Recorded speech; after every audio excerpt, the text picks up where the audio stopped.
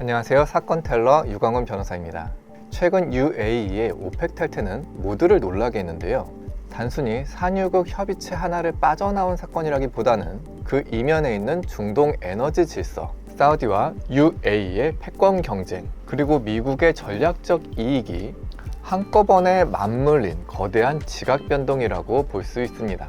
UAE는 지난 4월 28일 오펙 탈퇴를 선언했습니다. 탈퇴는 5월 1일부터 효력을 갖게 됐고요. 로이터 통신은 이번 결정을 두고 이란 전쟁으로 에너지 위기가 심화되는 가운데 오펙과 사실상의 리더인 사우디에 큰 타격을 준 사건이라고 보고 있습니다. 표면적인 이유는요, 원유 생산의 자율성입니다. UAE는 오랫동안 자신들의 생산 능력에 비해 오펙 내에서 생산 쿼터가 낮게 잡혀 있다고 불만을 표시해 왔습니다. 특히 아부다비 국영에서는 2027년까지 원유 생산 능력을 하루 500만 배럴까지 끌어올리겠다는 목표를 세워왔는데요. 그런데 오펙 체제 내에서는 이러한 생산 능력을 마음껏 활용할 수가 없었습니다. 증산하고 싶어도 사우디가 주도하는 감산, 쿼터 체제에 묶여 있었기 때문이죠. UAE 에너지 장관은 탈퇴 이후 투자자들에게 생산 제약 없이 공급할 책임이 있다라는 취지로 설명했고, UAE가 더 이상 사우디 중심의 가격 방어 전략에 종속되지 않겠다는 선언으로 읽히고 있습니다. 그러나 더 깊은 배경에는요, 사우디와 UAE의 전략적 대립이 있습니다. 두 나라는 모두 포스트 오일 시대를 준비하고 있지만 그 방향은 미묘하게 다른데요. UAE는 이미 두바이를 관광, 항공, 물류의 허브로, 아부다비를 금융, AI, 에너지 투자 거점으로 키워왔습니다. 그래서 영국 파이낸셜 타임즈는 UAE 경제에서 에너지 부분이 차지하는 비중이 이제는 GDP의 25% 미만이 되었다라고 분석하기도 했습니다. UAE 입장에서는 석유가 국가 생존의 전부가 아니라 탈석유 전환을 위한 현금 창출 수단으로 활용하는 단계에 들어간 건데요. 반면 사우디는 비전 2030을 통해 리야드를 중동의 새로운 금융, 관광, 엔터테인먼트의 중심지로 만들려고 하고 있습니다. 문제는 이 전략이 UAE의 기존 강점과 정면으로 충돌하고 있다는 점인데요. 사우디는 외국 기업들에게 리야드에 지역 본부를 두지 않으면 정부 계약에서 불이익을 받을 수 있다는 압박을 가했고, 이는 사실상 두바이가 쥐고 있던 중동 비즈니스 허브 지위를 빼앗아 오려는 시도로 해석되어 왔습니다. 로이터도 사우디의 지역 본부 정책이 자유로운 두바이와 외국 인재, 자본을 놓고 벌이는 경쟁이라고 평가한 바 있습니다. 결국 UAE의 오펙 탈퇴는 에너지 문제이면서 동시에 경제 모델의 충돌인데요. 사우디는 높은 유가가 반드시 필요합니다. 네옴시티 같은 초대형 도시 프로젝트, 관광 개발, 국부 펀드 투자, 방위비 지출을 감당하려면 재정 여력이 필요하기 때문입니다. 반면 UAE는 높은 유가 자체보다 생산량 확대와 시장 점유율 확보가 중요한데요. 원유를 더 많이 팔아 현금을 확보하고 그 돈으로 금융, 관광, AI, 인프라, 방위 산업을 키우겠다는 계산인 거죠. 이번 이란 전쟁의 이슈는 사우디와 UAE의 균열을 더 노골적으로 드러냈습니다. 이란의 공격으로 UAE의 관광, 항공, 물류, 금융 허브 기능이 흔들리자 UAE 입장에서는 걸프 협력회의나 사우디 중심 안보 질서가 자신을 충분히 보호해주지 못했다는 불만이 커질 수밖에 없는데요. 실제로 로이터 통신은 UAE의 오펙 탈퇴와 관련해 이란 전쟁에 대한 걸프 협력회의 대응에 대한 불만, 사우디와의 균열, 미국 이스라엘과의 관계 강화가 UAE의 오펙 탈퇴의 배경으로 거론된다고 전하기도 했습니다. 여기서 미국이 얻게 되는 이익은 분명합니다. 먼저 오펙의 가격 통제력이 약해지는데요. UAE가 오펙 밖에서 독자적으로 증산에 나서면 사우디가 감산을 통해 유가를 떠받치는 전략은 훨씬 어려워지게 됩니다. 미국 입장에서는 오랫동안 문제 삼아온 오펙의 고유가 카르텔 구조가 내부에서 흔들리는 셈인데요. 그리고 미국 소비자에게는 유가 안정 효과가 생길 수 있습니다. 이란 전쟁과 호르무즈 해협 봉쇄는 국제 유가를 밀어올리는 요인입니다. 하지만 UAE가 생산 자율성을 확보하고 향후 수출 차질이 완화되는 국면에서 더 많은 원유를 시장에 내놓는다면 공급 부족 공포를 낮출 수 있습니다. 그리고 미국의 중동 전략이 유리해집니다. 과거 미국은 사우디를 통해 중동 원유 질서를 관리했는데요. 하지만 사우디가 중국과 가까워지고 감산을 통해 미국의 저유가 정책과 반대로 움직이면서 미국은 더 유연한 파트너가 필요했는데요. UAE가 오펙 밖으로 나와 미국, 이스라엘과 더 가까운 노선을 취하면 미국은 사우디 하나에만 의존하지 않고 걸프 내부 균형을 조정할 수 있게 됩니다. 다시 말해 UAE 독자 노선은 미국에게 사우디를 견제할 수 있는 친미 산유국 카드가 되는 거죠. 미국 에너지 기업에도 기회가 생깁니다. 전쟁으로 중동 공급망이 흔들리면 미국산 원유의 수출 수요는 커지는데요. 실제로 최근 미국의 연료 수출이 사상 최대 수준으로 늘었다는 보도도 나오고 있죠. 여기에 UAE가 장기적으로 오펙의 결속을 약화시킨다면 미국 셰일업계는 사우디 주도의 감산 정치에 덜 휘둘리는 시장 환경을 기대할 수 있는데요. 물론 유가가 너무 낮아지면 미국 셰일 기업의 수익성에도 부담이 생기지만 오펙 약화 자체가 미국의 전략적 이익이 되긴 합니다. 결국 UAE의 오펙 탈퇴는 석유를 더 팔겠다는 단순한 증산 선언으로 그치는 것이 아닙니다. 이는 UAE가 사우디의 그늘에서 벗어나 독자적인 에너지, 안보, 금융의 허브 국가로 가겠다는 선언인데요. 그리고 미국은 이 균열을 활용해 오펙의 카르텔을 약화시키고 중동 내 영향력을 다시 설계할 수 있는 기회를 잡게 되는 겁니다. 여러분은 어떻게 생각하시나요? 미국이 원하는 바대로 오펙 카르텔이 붕괴되는 신호일까요? 여러분의 생각을 댓글로 남겨주세요. 사건 텔러 유광훈 변호사였습니다. 안녕하세요. 사건 텔러 유광훈 변호사입니다. 지금 벌어지고 있는 미국과 이란의 충돌은 단순한 군사 분쟁이 아닙니다. 이건 에너지와 금융, 통화 시스템까지 연결된 구조적 충돌인데요. 이미 시장은 반응했죠. 유가는 $100를 돌파했고 LNG 가격도 급등했습니다. 이건 전쟁이 아니라 어쩌면 글로벌 시스템 리셋의 신호일 수도 있는 겁니다.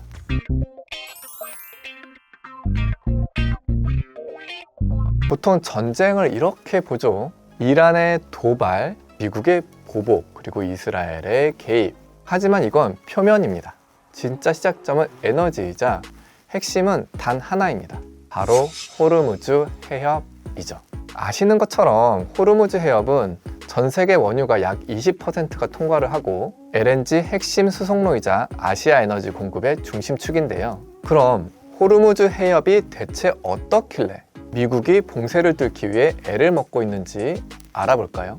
이건 단순 봉쇄가 아니라 글로벌 공급망 차단이기 때문입니다. 먼저 호르무즈 해협을 봉쇄하면 원유와 가스 공급이 감소하고 가격이 급등할 거 아니에요. 그러면 글로벌 인플레이션으로 금리 상승의 압력은 커지고 금융시장 충격으로 이어지는 거죠. 실제로 호르무즈 해협이 막히며 원유 공급이 줄었고 국제 유가가 $100를 넘자 1970년대 오일 쇼크 수준의 충격이라는 평가도 잇따랐죠. 이제 이 전쟁은 세 가지 축에서 동시에 작동합니다. 먼저 에너지 전쟁입니다. 공급망 자체를 공격해서 에너지 가격을 무기로 사용하고 있는 건데요. 그 결과 인플레이션을 유발하고 글로벌 증시가 하락하며 금융시장에 엄청난 충격을 주었습니다. 왜 이란도 미국한테 국제유가가 $200까지 치솟을 걸 각오하라고 엄포를 놓았잖아요. 이건 이 전쟁이 사실상 경제전쟁이 됐다는 걸 암시해주는 대목이기도 하죠. 그리고 인플레이션으로 인한 에너지 가격 상승은 전 산업으로 확산되는데요. 식료품, 화학, 물류까지 영향을 주기도 합니다. 중앙은행도 딜레마입니다. 금리 인하가 불가하기 때문인데요. 물론 풀린 돈이 워낙 많아 금리를 내려서는 안 된다는 주장도 있지만 경기가 워낙 안 좋으니 인위적으로라도 경제를 부양시키려고 하는 거잖아요. 근데 에너지 가격 상승으로 인플레이션이 온다면 오히려 금리 인상을 하게 될 수도 있고 이렇게 되면 경기는 둔화되는데 물가는 오르는 전형적인 스태그플레이션이 찾아오기 때문입니다. 이 전쟁이 위험한 진짜 이유는 이겁니다. 글로벌 경제가 이미 취약한 상태에서 발생했다는 건데요. 현재 경제 상태를 한번 보죠. 코로나 이후 부채가 급증하고 여전히 고금리 사이클이 진행 중에 있습니다. 어떻게 보면 중금리죠. 이런 상황에서 전쟁으로 공급망이 불안해지고 에너지 충격이 들어오면서 에너지 가격 상승으로 기업 비용이 증가하고 소비는 감소하고 경기는 둔화되는데 물가는 상승하는 복합 위기가 온 겁니다.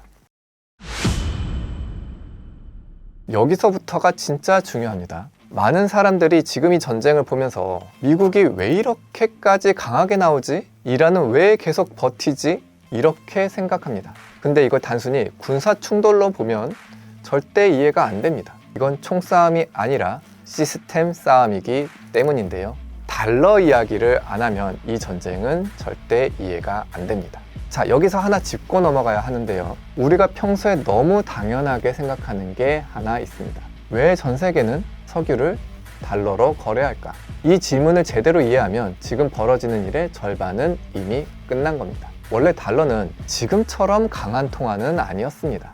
1944년 브레튼 우즈 체제에서는 달러가 금에 연결돼 있었어요.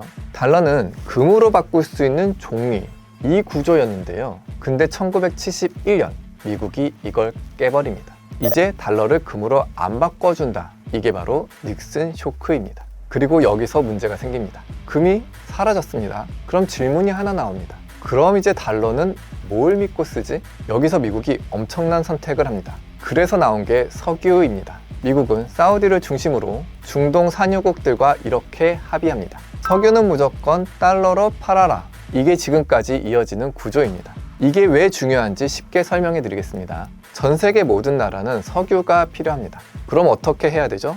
달러를 먼저 구해야 됩니다. 구조를 보면 이렇습니다. 한국은 석유를 수입해야 하고 일본도 석유가 필요하고 유럽도 에너지가 필요합니다. 그럼 하나의 공통점이 나오는데 전부 달러가 필요하다는 거죠. 핵심은 이겁니다. 달러가 강한 이유는 좋아서 쓰는 게 아니라 필요해서 쓰는 건데요. 이걸 페트로달러 시스템이라고 합니다. 이건 단순 경제 구조가 아니라 글로벌 금융 질서의 핵심 축입니다. 그런데 이 시스템에 균열이 생기기 시작했는데요. 여기서 이란, 러시아, 중국이 등장합니다. 이 나라들의 공통점이 뭘까요? 미국 제재의 경험이 있습니다. 특히 이란은 가장 극단적인 사례입니다. 달러 결제를 차단하고 금융망 차단, 수출 제한을 걸어 달러를 못 쓰는 상황을 만들었는데요. 여기서 중요한 변화가 시작됩니다. 이 나라들이 이렇게 생각하기 시작하는 겁니다. 달러를 안 쓰고도 거래할 방법이 없을까? 그래서 나온 게 탈달러 시도입니다. 예를 들면 중국의 위안화 결제 확대, 러시아의 루블 위안화 거래, 이란의 비달러 결제인데요. 특히 중요한 건 에너지 거래에서 달러를 빼내는 시도입니다. 근데 여기서 사람들이 많이 착각합니다. 탈달러가 진행 중이다. 이 말은 맞습니다. 근데 달러가 무너진다. 이건 틀린 말입니다. 왜냐하면 달러는 단순 통화가 아니기 때문입니다. 달러는 세계 최대의 채권 시장, 가장 깊은 유동성, 가장 안정적인 금융 시스템, 이 세 가지를 다 가지고 있습니다. 다른 나라들이 못하는 게 바로 이겁니다. 예를 들어 위안화는 자본 통제가 있고 정부 개입도 있어 완전한 자유거래는 불가능한데요. 이 상태에서는 기축통화가 되기 어렵습니다. 그래서 결론이 나옵니다. 탈달러는 붕괴가 아니라 서서히 줄어드는 변화로 볼 수 있는 거죠. 하지만 여기서 중요한 포인트가 있습니다. 완전히 무너지지 않더라도 일부라도 빠지면 문제가 시작됩니다. 왜냐하면 지금까지는 전 세계가 달러를 써야만 했습니다. 근데 일부라도 빠지면 달러의 수요는 줄어듭니다. 이게 의미하는 게 뭘까요? 미국 입장에서 이건 단순 경제 문제가 아니라 패권 문제인데요. 여기서 다시 전쟁으로 돌아옵니다. 이란은 단순한 국가가 아닙니다. 탈달러 실험이 실제로 이루어지는 공간인데요. 그리고 미국은 이걸 어떻게 보냐면 위험한 선례라고 봅니다. 그래서 이번 충돌의 본질은 이겁니다. 표면은 이란 대 미국이지만 실제로는 달러 시스템과 탈달러 시도 세력의 패권 전쟁입니다. 자, 이제 여기서 가장 중요한 질문이 남습니다. 그래서 이 전쟁이 우리한테 뭐가 문제냐?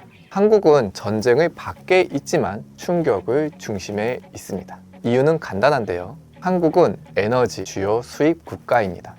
구조부터 보겠습니다. 한국은 원유 대부분을 수입하고 LNG 거의 전량을 수입하는 국가입니다. 에너지 자급률이 매우 낮은데요. 즉, 밖에서 들어오는 에너지에 절대적으로 의존하는 구조인 겁니다. 여기서 문제가 터집니다. 아까 우리가 본 것처럼 호르무즈에 문제가 생기면 유가가 상승하고 LNG 가격 역시 폭등합니다. 이게 바로 한국으로 들어오는 겁니다. 첫 번째 충격은 수입 물가의 폭등인데요. 이건 바로 체감이 되죠. 전기요금, 가스요금, 물류비, 식료품 가격 전부 올라가게 됩니다. 그런데 여기서 끝이 아닙니다. 진짜 문제는 여기서부터입니다. 바로 환율입니다. 왜 환율이 올라가냐? 구조를 보면 명확합니다. 에너지 수입 증가는 그만큼 달러로 결제해야 하는 게 많아진다는 뜻이잖아요. 달러 수요가 증가하면 원화 약세로 이어지고 달러 쏠림 현상이 강해지는 겁니다. 그리고 환차손을 막기 위해서 외국인 투자자들은 한국 주식시장을 떠나는데요. 이게 결정타입니다. 외국인은 이렇게 움직입니다. 주식 수익과 환율을 동시에 봅니다. 예를 들어 보겠습니다. 주식이 10% 올랐습니다. 근데 환율도 10% 올랐습니다. 그러면 원화 가치 하락으로 인해서 외국인들은 수익을 봤어도 실제로는 수익이 적거나 없을 수 있고 오히려 손해를 입었을 수도 있는데요. 그래서 지금 어떤 일이 벌어지고 있죠? 환율이 올라가기 시작했더니 외국인이 엄청난 매도 폭탄을 쏟아내고 있잖아요. 그러면서 외국인 매도는 주가를 하락시키고 추가 매도를 유발하는 악순환이 반복되고 있는 겁니다. 자, 여기까지 보면 마지막 질문이 남습니다. 그래서 이 전쟁 어디까지 갈 거냐? 먼저 결론부터 말하면 이 전쟁은 더 크게 터질 수도 있고 의외로 길게 끌 수도 있습니다. 근데 중요한 건 어떻게 터지느냐가 아니라 어떤 형태로 유지되느냐입니다. 왜냐하면 이 전쟁은 특이한 구조를 가지고 있기 때문인데요. 보통 전쟁은 누군가는 이기고 누군가는 지며 끝납니다. 근데 지금 상황은 다른데요. 끝내기가 어려운 구조가 됐기 때문입니다. 그래서 국지적 타격은 계속하면서도 직접 충돌은 제한할 가능성이 있습니다. 미국 입장에서 보면 완전한 전면전은 부담이 큽니다. 유가가 너무 올라가면 미국 경제도 타격을 입기 때문이죠. 그리고 정치 리스크도 있습니다. 장기전은 미국도 부담입니다. 그래서 미국 전략은 이겁니다. 적당한 긴장 유지, 하지만 통제 가능한 수준, 통제된 불안전성을 유지하는 건데요. 이 상태가 유지되면 유가는 높은 수준을 유지하면서 시장은 계속 불안해지며 달러 수요가 증가하며 긴장 자체가 자산이 되는 구조가 되는 겁니다. 그리고 걸프 국가들이 이란의 보복으로 아우성치고는 있지만 돈 버는 건 걸프 산유국들입니다. 사우디의 경우를 볼까요? 국제 유가가 70에서 80달러 선이 유지돼야 국가 경제에 아무 문제가 없습니다. 그런데 지금은 100달러를 넘나들기에 산유국들에겐 무조건 나쁜 상황은 아닙니다. 물론 이란의 호르무즈 해협 봉쇄로 석유 수출에 제한이 걸렸을 땐 이야기가 달라질 수는 있지만 무조건 나쁜 상황만은 아니라는 것이죠. 지금 벌어지는 미국과 이란의 전쟁은 단순한 뉴스 한 줄로 끝날 일이 아닙니다. 이건 에너지, 금융, 통화가 동시에 맞물려서 흔들리는 사건입니다. 그리고 이 충격은 전쟁터에서만이 아니라 우리의 삶으로 들어오고 있습니다. 지금 중요한 건 누가 이기느냐가 아닙니다. 이 변화 속에서 누가 살아남느냐입니다. 안녕하세요. 사건 텔러 유광문 변호사입니다. 오늘 사건 텔러에서 다룰 주제는 하나입니다. 트럼프의 관세는 경제 정책인가 전쟁 준비인가? 그리고 이 질문을 풀 열쇠는 한 사람의 이론에서 나옵니다. 우리가 지금 보고 있는 장면들, 관세 폭탄, 그리고 관세로 인한 자동차 산업 직격탄, 베네수엘라의 마두로 체포, 이란 본토의 타격, 미국의 해군력 증강, 이게 각각 따로 움직이는 것처럼 보이시죠? 그런데 이걸 한 줄로 꿰는 이론이 있습니다. 바로 19세기 미국 해군 전략가인 이 사람이 남긴 한 문장, 해양을 지배하는 자가 세계를 지배한다. 오늘은 트럼프 대통령의 관세 정책을 알프레드 세이어 마한의 해양 패권 이론으로 분석해 보겠습니다.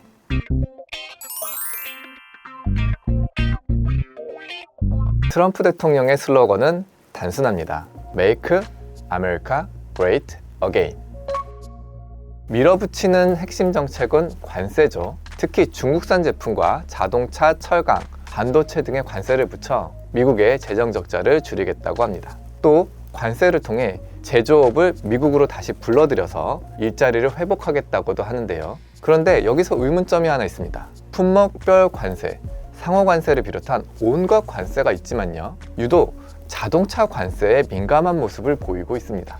핵심 지주주인 조지아주나 마가 진영의 제조업 종사자가 많아 당장 일자리를 획기적으로 늘릴 수 있는 자동차 공장 유치를 위해 자동차 기업들을 관세로 공격한다고 볼 수도 있지만 속사정은 따로 있습니다. 자동차 공장은 단순한 조립 공장이 아닙니다. 자동차 산업은 철강, 전자, 배터리, 반도체, 정밀기계, 공급망 네트워크가 모두 집약된 산업입니다. 그리고 더 중요한 사실, 전시 상황에서 자동차 공장은 가장 빠르게 군수 공장으로 전환됩니다. 왜냐하면 자동차 생산 라인이 군수품 생산 라인과 흡사하여 전시엔 자동차 공장들은 군수 공장으로 탈바꿈되기 때문이죠. 우리가 잘 알고 있는 자동차 회사죠. 폭스바겐만 해도 2차 세계대전 당시엔 독일군의 탱크를 생산하던 방산업체였습니다. 즉, 자동차 산업은 평시엔 민수산업, 전시엔 군수산업입니다. 여기서 우리는 질문해야 합니다. 트럼프의 관세는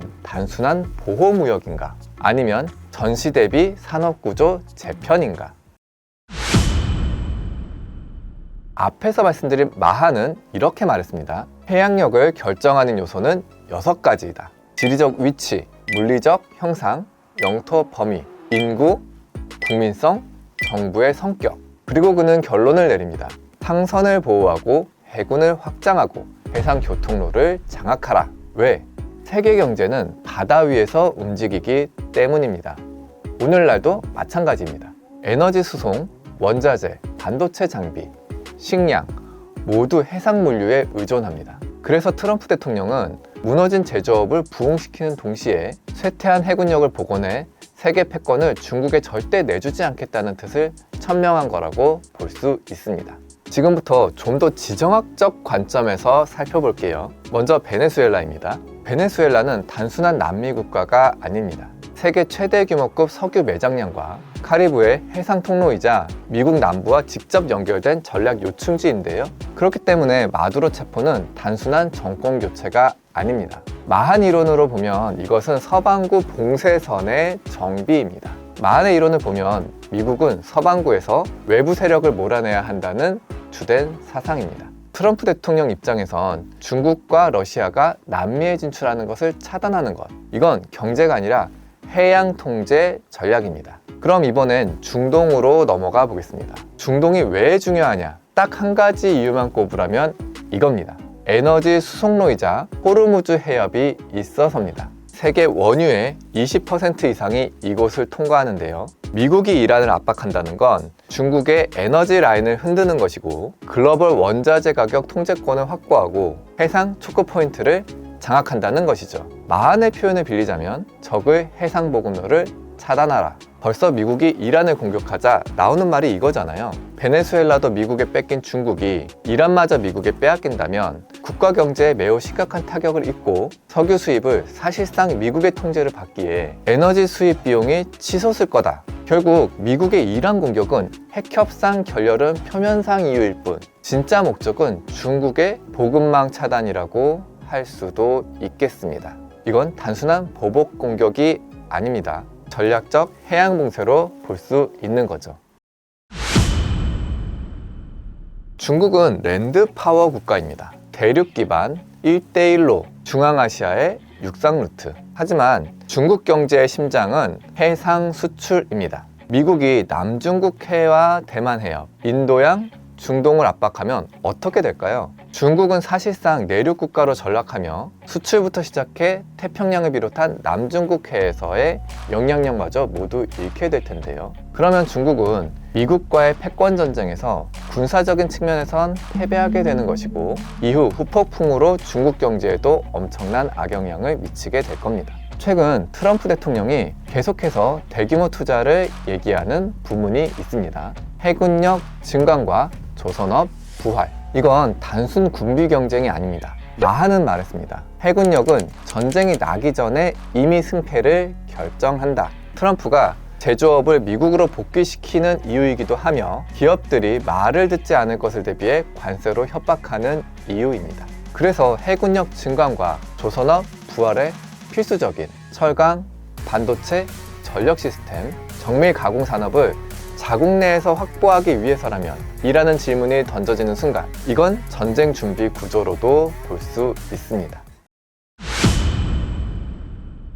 관세는 무엇입니까? 총을 쏘지 않는 전쟁, 경제적 차단, 공급망 재편, 상대 산업의 기반 약화. 자동차 산업이 피해를 본다는 건 글로벌 공급망을 흔들겠다는 뜻입니다. 특히 중국과 연결된 라인 말이죠. 트럼프의 전략은 서반구 안정화, 중동 에너지의 통제, 해군력 확장, 제조업의 복귀, 중국의 고립, 이 5개의 축으로 움직입니다. 마한식 해양 패권 전략과 거의 동일한 구조입니다. 여러분, 이건 단순 관세 전쟁이 아닙니다. 이건 21세기형 해양 패권 전쟁의 전초전일 수 있는 겁니다. 우리가 여기서 한 가지 짚어야 할 것이 있습니다. 중국은 스스로를 대륙 문명이라고 규정합니다. 하지만 경제 구조는 완전히 다릅니다. 수출 의존 경제, 에너지의 대부분을 해상 수입하고 식량과 곡물의 상당 부분을 해상 운송한다는 건데요. 중국의 심장은 바다 위에 있는 겁니다. 그런데 지금 미국이 움직이는 지점이 어디입니까? 남중국해,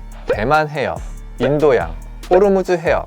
이건 단순 군사적 긴장이 아닙니다. 해상 생명선 압박입니다. 그리고 트럼프 대통령이 해군력 증강의 시작을 알린 거라고도 볼 수 있습니다. 마하는 미국의 해군 기지를 확보해야 한다고 늘 강조했습니다. 연료를 공급하고 수리를 할 수 있는 기지 없이는 해군력 확대가 불가능하다고 봤기 때문인데요. 이 과정에서 식민지가 필요하다고 봤습니다. 미국의 생산이 확대된다면 생산물들의 교역이 필요하고 상품 운송을 위한 해운업이 필요하고 항로를 보호하기 위한 거점이 필요해 해군 기지로서의 식민지가 필요하다고 했는데요. 실제로 트럼프 대통령이 그린란드를 확보해서 북극 항로를 미국 발 아래 두고 베네수엘라를 확보하여 중국 회색지대 전술을 무력화하여 서반구 패권을 강화하겠다는 걸 보면 마한의 사상이 많은 영향을 미친 것으로 보입니다. 당장 미국이 이란을 차지한다고 가정해보면 시파워 관점에선 호르무즈 해협과 말라카 해협으로 이어지는 거대한 해양 지역을 통해 중국의 해상교통망을 막을 수 있고, 랜드파워 관점에선 중국의 1대1로를 끊고 대중국 포위망을 완성시킬 수 있는 만큼 이란이 가지는 지정학적 가치도 매우 큽니다. 이 때문에 관세 정책을 통한 미국의 제조업 부활이라든가 미국의 21세기 제국주의 전략은 사실상 중국과의 전쟁을 염두에 두고 펼쳐지는 전략이라고 보는 시각이 늘어나는 이유이기도 합니다. 마한도요, 해군 전략의 근본 원칙은 승패를 정하는 장소에 적보다 우월한 전략을 집중하고 다른 전투에서 적의 병력이 전장으로 이동하지 못하도록 견제한다는 집중의 원칙이라고 했는데요. 이렇게 마한의 이론을 통해 트럼프 대통령의 정책을 보니 정말로 비슷한 점이 많은 것 같습니다.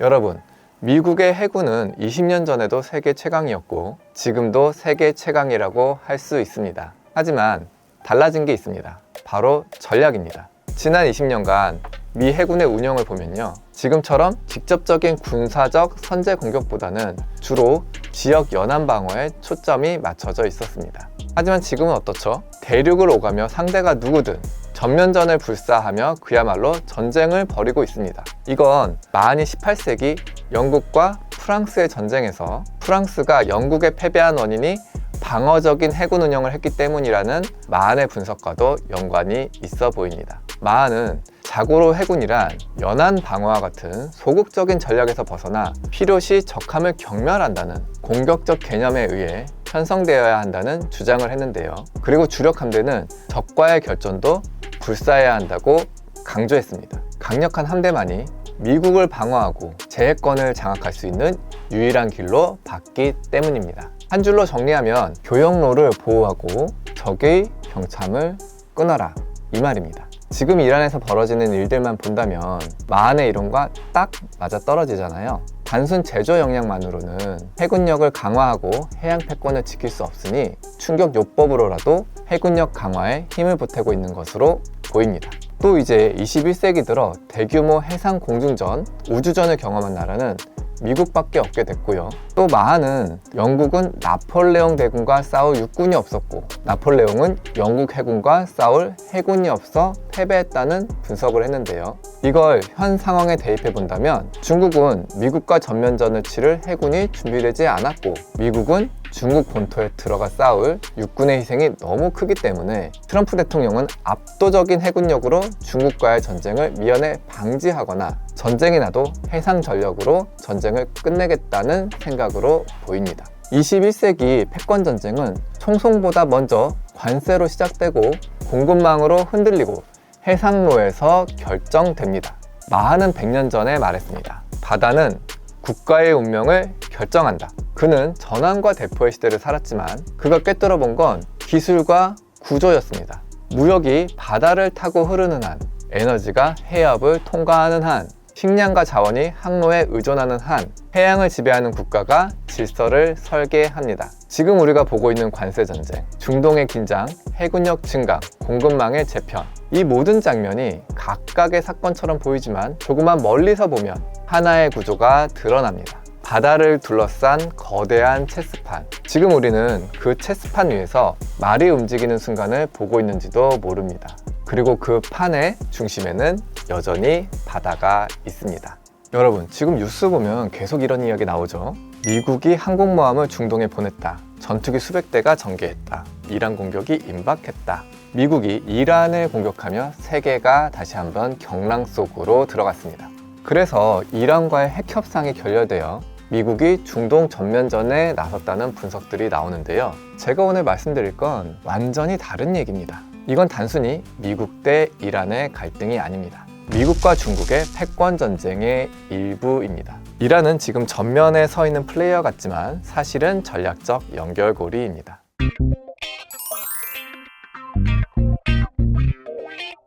여러분은 미국이 어떤 나라라고 생각하시나요? 대륙 국가 같죠? 영토 넓고 자원 많고. 근데 전략적으로 보면 미국은 전혀 다릅니다. 미국은 해양 제국입니다. 이게 굉장히 중요합니다. 미국의 군사력 구조를 보세요. 공군력 압도적 1위, 가장 많은 해외 군사기지를 가지고 있고요. 해군력은 중국이 치고 올라와도 아직까진 미국의 해군과 전면전을 치를 수 있는 상태가 아닐 정도로 강력합니다. 답은 하나입니다. 바다를 통제하기 위해서입니다. 미국 전략의 핵심 공식은 100년째 변하지 않고 있습니다. 해양 패권이 글로벌 패권이다. 바다를 지배하면 세계를 지배하기 때문입니다. 많은 사람들이 이렇게 말합니다. 그럼 왜 미국은 중동을 노립니까? 셰일 혁명으로 석유 자급 되잖아. 맞습니다. 미국은 이제 중동 석유가 없어도 됩니다. 그런데 중요한 건 이겁니다. 미국이 필요하냐가 아니라 다른 나라가 필요하냐입니다. 미국이 국제 유가를 관리해야 자국 내 물가 부담을 낮출 수 있고, 미국도 일정 부분은 석유를 수입해 사용하기도 합니다. 그리고 중동 석유 누가 제일 많이 씁니까? 중국, 일본, 한국을 비롯한 아시아 제조 국가들입니다. 즉 중동은 미국 에너지의 공급원이 아니라 중국 산업 동맥인데요. 미국의 전략은 여기서부터 시작됩니다. 전략 전문가들이 쓰는 표현이 하나 있습니다. 초승달 전략. 지도 한번 떠올려 볼게요. 페르시아만, 이라크, 시리아, 레바논, 동지중해. 이걸 연결하면 초승달 모양이 나옵니다. 이 구간이 정확히 무엇과 겹치냐? 이란의 영향권 벨트입니다. 보통 이슬람 시아파 세력권을 가리키는 지정학적 개념에서 시아파 초승달 지대라고 부르는데요. 이란이 이 회랑을 장악하면 어떤 일이 벌어질까요? 육상 물류 연결, 무기 이동 통로 확보, 미사일 사거리 확대, 동지중해 접근이 가능해집니다. 나아가서는 러시아와 손잡고 유럽을 동부 유럽은 물론 중부 유럽까지도 위협할 수 있습니다. 즉 이란은 단순 국가가 아니라 중동 지역 패권 후보가 되는 거죠. 미국이 이걸 용납할까요? 절대 아닙니다. 이란은 어디 붙어 있습니까? 호르무즈 해협. 전 세계 해상 원유의 약 20에서 25%가 여기를 지나갑니다. 이란이 마음만 먹으면 호르무즈 해협을 봉쇄할 수 있습니다. 이 말은 무슨 뜻이냐? 세계 경제 스위치를 쥐고 있다는 뜻입니다. 그래서 미국의 5함대는 바레인에 위치해 있으면서 시시각각 이란을 견제하는데요. 단순히 해적으로부터 해상교통로를 보호하기 위해 파견된 함대가 아닙니다. 이란은 단순히 물류 통로만 가진 게 아닙니다. 석유 매장량 세계 4위, 천연가스 매장량도 세계 2위 수준으로 추산되는데요. 이건 이란이 정상국가가 돼 수출을 하게 되면 사우디의 영향력 감소로 오펙 균형 붕괴로까지 이어질 수 있는 사우디의 석유 경제와도 밀접한 관련이 있는 문제입니다. 즉 이란은 에너지 시장의 변수이자 사우디의 중동 패권도 위협하는 국가입니다. 이번엔 군사력 구조를 볼게요. 이란은 미국처럼 항모 없습니다. 대신 드론 항모를 보유하고 있으며 탄도미사일, 순항미사일, 드론, 기뢰를 무수히 많이 가지고 있습니다. 게다가 친이란 무장 세력도 있죠. 이걸 뭐라고 하냐면 비대칭 전력이라고 합니다. 강대국들이 제일 짜증나는 구조입니다. 이기긴 이기는데 비용이 너무 큽니다. 저가 몇백만 원짜리 드론을 요격하기 위해 수십억 방공미사일을 소모해야 하고 무장단체들 때문에 지상군의 피해가 강요되기 때문인데요. 여기에 이란은 대부분이 산악진영이다 보니 지상군이 상륙해 전쟁을 벌여야 할 상황이 찾아온다면 공격하는 입장에선 엄청난 피해로 이겨도 이긴 게 아닌 게 됩니다. 그리고 지금부터가 핵심입니다. 이란은 중국 에너지 공급선 중 하나입니다. 비중은 크지 않아도 미국과 중국이 전쟁을 벌인다면 주요 에너지 수입원이 될 곳인데요. 중국 산업구조는 에너지 집약적입니다. 석유가 없으면 공장이 멈추고 수출 멈추고 실업률이 증가합니다. 즉, 미국이 중동 해상로를 완벽하게 통제하면 중국 산업을 압박할 수 있습니다. 거기에 중국의 에너지 고립을 심화시켜서 대만을 침공하지 못하도록 사전 봉쇄하는 효과도 있고, 더 나아가선 유사시 중국의 보급망을 완전히 끊을 수 있는 겁니다. 여러분, 현재 현대전을 대규모로 전면적으로 치른 국가는 러시아, 우크라이나, 북한뿐입니다. 미국도 큰 전쟁을 벌인 지는 오래됐습니다. 중국도 실전 경험은 없다지만 중국과 군사 충돌을 대비하는 미국 입장에서는 불안 요소입니다. 그래서 중동은 사실상 미 해군의 실전 테스트 구역입니다. 먼저 지난해 12일 전쟁에서 미국은 B-2 폭격기가 이란 핵시설을 타격하며 공군의 현대전 경험을 직접적으로 쌓았습니다. 올해 1월엔 마두로를 체포하며 해군, 해병대, 공군, 게다가 우주군도 실전 투입되며 현대전의 새로운 교리를 정립했다고 할 수 있는데요. 현대전에서 대규모 지상전을 경험한 나라는 앞서 언급한 러시아, 우크라이나, 북한뿐이지만 대규모 공중전과 해상전력, 거기에 우주를 영역으로 한 군대의 실전 경험 국가는 미국만이 유일해졌습니다. 여기서 미국은 중동에서 이란을 상대로 실험할 것으로 보입니다. 해상 차단 능력과 전자전, 드론전, 미사일 방어. 이게 왜 중요하냐? 대만 유사시 작전 리허설로 볼 수 있기 때문입니다. 대만에서 전쟁이 난다면 당장 중국은 해상을 봉쇄할 겁니다. 그러면 중국은 엄청난 드론과 제밍으로 대만 주변을 무력화하고 수많은 탄도미사일로 미 해군의 접근을 막을 텐데요. 이 환경이 현재 이란 상황과 너무나도 비슷해 미국으로선 중국과의 전쟁에 앞서 실전 테스트를 해볼 수 있는 기회인 겁니다. 이란도 수천 발의 탄도미사일, 수많은 드론을 보유하고 있어 미국의 방공망을 테스트하고 새로운 실전 경험을 쌓기 적절한 곳이기 때문입니다. 이는 지금 미국이 이란을 확실하게 제압해 친미 정권을 세운다면 중국의 에너지 공급망도 봉쇄할 수 있는데요.